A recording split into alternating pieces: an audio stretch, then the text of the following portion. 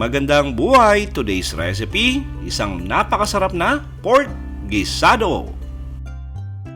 Magpainit lang ng konting mantika sa ating kawali na paglulutuan, tapos gisa muna natin yung ating bawang, at yung bawang natin ay tinadtan lang natin yan ng pino. Tapos sangkot niya natin ng mga 20 seconds at isunod na natin yung ating sibuyas, at yung sibuyas natin ay hiniwa natin ng maninipis. Gisa lang natin hanggang maging translucent at lumabas yung bango ng ating sibuyas.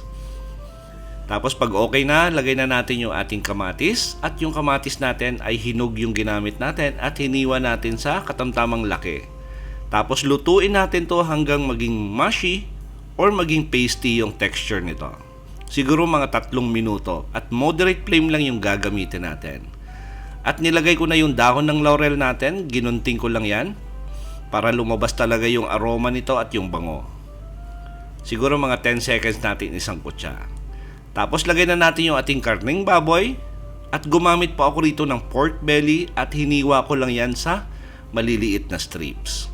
Sangkutsa natin ang mga 10 minutes para magbago yung appearance nito at maging brown. At lumabas yung konting mantika nito. Tapos lagyan na natin to ng pamintang durog, at masarap yan pag medyo marami yung pamintang durog na ilalagay natin. Tapos lagyan natin to ng patis. Lagyan natin to ng toyo or soy sauce.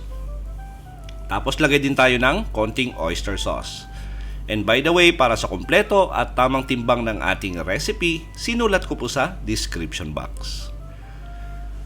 Haluin lang natin to.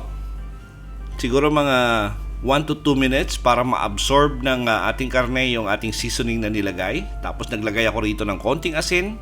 Tansyahin nyo muna yung asin kasi hindi tayo pare-pares ng alat. At naglagay din ako ng isang pirasong broth cube at isang basong tubig.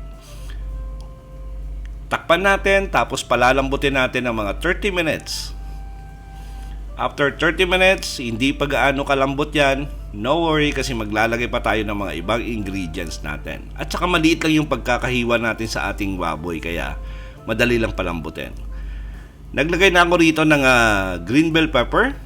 At sinama ko na rin yung ating carrots at yung patatas natin.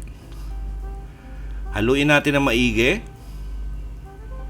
Tapos gagawin natin dito ay tatakpan natin, lulutuin natin or palalambutin natin yung ating patatas at carrots for about 10 minutes. After 10 minutes, check natin kung malambot na yung ating carrots at patatas at yung ating baboy. At ilipat na natin sa ating serving plate at magsandok na ng maraming kanin. At sigurado po ako na gusto nyo yung recipe natin sa araw na to. Please like and share this video. Tapos kung bago kayo sa ating kusina, please don't forget to subscribe at pindutin yung notification bell para updated kayo sa mga susunod pa nating masasarap na recipe. Salamat sa panonood, at ito ang Kusina ni Dan Levy.